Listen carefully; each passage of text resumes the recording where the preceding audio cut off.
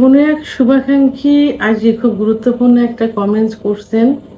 আমার বয়স 21 বছর 2 মাস, অর্থাৎ 21 বছর 2 মাস। আমি কখনো যৌন মিলন করি নাই, কারণ আমার লিঙ্গ অনেকটা ছোট। সেটার জন্যই আমার স্ত্রী আমাকে মিলন করতে দেয় না। এটার কোনো পদ্ধতি আছে কি? যদি থাকে তাহলে অবশ্যই জানাবেন, আমি খুব সমস্যার ভিতরে আছি। আসসালামু আলাইকুম, আমি প্রভাষক ডাক্তার রিক্তা পারভিন, হোমিওপ্যাথি এবং আয়ুর্বেদিক চিকিৎসক। এই কমেন্টসটা প্রায়ই কিন্তু থাকে এবং অনেকেই এটা জানতে চায় এবং এই সমস্যায় কিন্তু ভুগছে। কেউ বলে, কেউ বলতে চায় না, লজ্জা পায় ইত্যাদি। অর্থাৎ তার কথা এটাই বোঝা যাচ্ছে যে তার বয়স 21 বছর। সে ভয়ে কোনো যৌন মিলন করেনি, বিয়ের পরে স্ত্রীর সঙ্গে যৌন মিলন করেনি, কারণ তার লিঙ্গ অনেক ছোট। এখন এই ছোট লিঙ্গ দিয়ে সে স্ত্রীকে সুখ দিতে পারবে কিনা সেই পদ্ধতিটাই জানতে চেয়েছেন। ধন্যবাদ অনেক সুন্দর একটা কমেন্ট করার জন্য।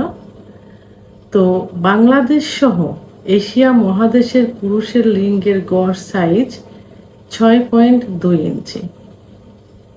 বাংলাদেশের পুরুষরা সাধারণত 4-4.5 ইঞ্চির মধ্যে, অর্থাৎ বাংলাদেশের পুরুষের লিঙ্গের গড় সাইজ 4, 4.5 এবং 5-এর মধ্যে সীমাবদ্ধ থাকে। এর থেকেও ছোট থাকে, কারো দেখা যায় 3 ইঞ্চি, 3.5 ইঞ্চি হয়ে থাকে। আবার কারো একেবারে ছোট থাকে, যেটা 2.5 ইঞ্চি, 2 ইঞ্চি। এটাকে মাইক্রো পেনিস বলে, অর্থাৎ ছোট পেনিস। তো এখন এই ছোট পেনিস দিয়েও কিন্তু স্ত্রীকে সুখ দেওয়া সম্ভব হয়। আমাদের প্রথমে জানতে হবে যে স্ত্রীদের যোনিপথের কোন জায়গা জি স্পট জায়গা থাকে, অর্থাৎ সুখের বিশেষ একটা জায়গা থাকে যেখানে স্পর্শ করলে মেয়েরা খুব দ্রুত সেক্স উত্তেজনায় উত্তেজিত হয় এবং সহজে বীর্যপাত হয়। এই জি স্পট জায়গাটা যারা একটু বেটে মেয়ে থাকে তাদের 1.5 থেকে 2 ইঞ্চির মধ্যে সীমাবদ্ধ থাকে। যোনি মুখ থেকে ভিতরে 1.5 থেকে 2 ইঞ্চি। আর যারা লম্বা থাকে তাদের 2 থেকে 2.5 ইঞ্চির মধ্যে সীমাবদ্ধ থাকে যোনির মুখ থেকে। এবং এর অবস্থানটা কোথায় থাকে? এর অবস্থান থাকে যোনির ভিতরে উপরের দিকে, প্রসাবের জায়গা ঠিক নিচ বরাবর থাকে, অর্থাৎ নিচেই থাকে রেকটাম বা মলদ্বার, দুই পাশে থাই বা রান থাকে, তার উপরে যে প্রসাবের যে জায়গা থাকে তার ঠিক নিচ বরাবর এই জি স্পট জায়গাটা থাকে। তা এখন গড়ে হলো 1.5 থেকে 2.5 ইঞ্চির মধ্যে কিন্তু স্ত্রীদের সুখের স্থান জি স্পট জায়গাটা থাকে, যেখানে পুরুষের পুল্লিঙ্গ স্পর্শ করলে, সংঘর্ষ করলে বীর্যপাত হয়। তাহলে এই যে 2.5 ইঞ্চি 2 ইঞ্চি লিঙ্গ দিয়েও কিন্তু স্ত্রীকে সুখ দেওয়া সম্ভব। কিভাবে করতে হবে? একটু টেকনিক অবলম্বন করতে হবে।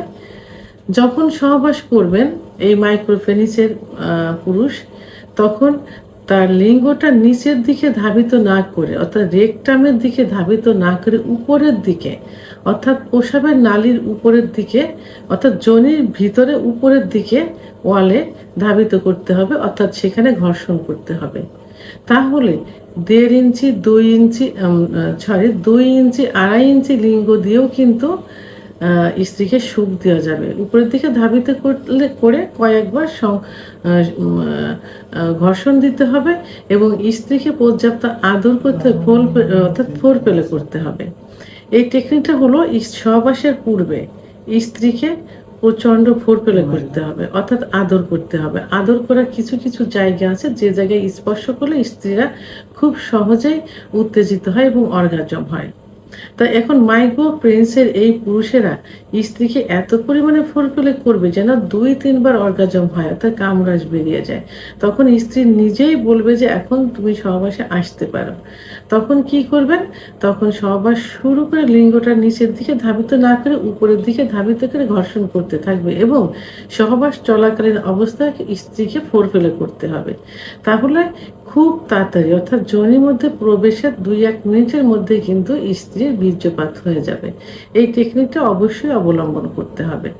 এবং যাদের পেনিস 2 ইঞ্চি তারা কি করবেন? তারা একটু টেকনিক অবলম্বন করে লম্বা মেয়ে বিয়ে করবেন না, একটু বেটে মেয়ে বিয়ে করবেন। কারণ বেটে মেয়েদের জি স্পট জায়গাটা 1.5 থেকে 2 ইঞ্চি ভিতরে থাকে। আর যাদের 2 থেকে 2.5 ইঞ্চি পেনিস থাকে তারা আপনারা মিডিয়াম সাইজের মেয়েদের বিয়ে করতে পারেন, কারণ 2.5 ইঞ্চির উপরে কিন্তু জি স্পট জায়গা থাকে না।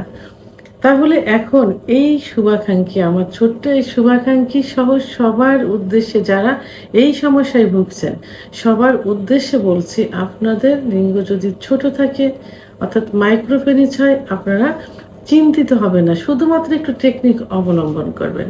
সেটা কি? স্ত্রীকে পর্যাপ্ত ফোরপ্লে করে উত্তেজিত করে সহবাসে লিপ্ত হবেন, লিঙ্গকে নিচের দিকে ধাবিত না করে উপরের দিকে ধাবিত করে, এবং সেখানে ঘর্ষণ করবেন। সে মিলনে যাওয়ার পরেও স্ত্রীকে পর্যাপ্ত ফোরপ্লে করবেন। এই কিছু টেকনিক অবলম্বন করলে খুব দ্রুত স্ত্রী বীর্যপাত হয়ে যাবে।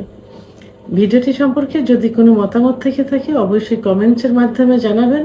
আর ভিডিওটি ভালো লাগলে লাইক, কমেন্ট, সাবস্ক্রাইব করে আমার সঙ্গে থাকুন। আল্লাহ হাফেজ।